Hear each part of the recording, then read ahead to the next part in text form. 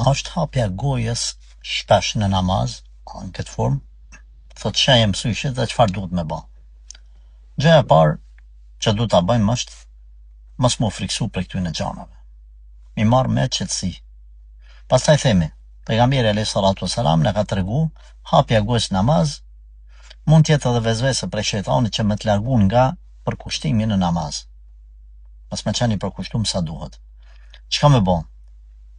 Sa do që hapët goja mundohesh me enal si pas mundësive. Pastaj, kur s'mund me enal, me vu dorën. Me vu dorën, këtë formë. E tjetra, a mund tjetë shaje mësyshit, ose na themi sigur të shaje qetësis. Qetësi në namaz.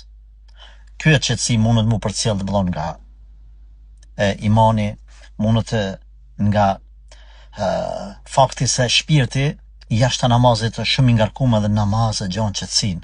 Pra nuk duhesh me marr me siklet. Po çka duhesh me bën? Dy sene duhet me bën. E para, mu mundu sa më shumë me nal gojen, edhe dyta, nëse s'u nal, atëherë me vendos dorën te goja. Zoti të rujtë.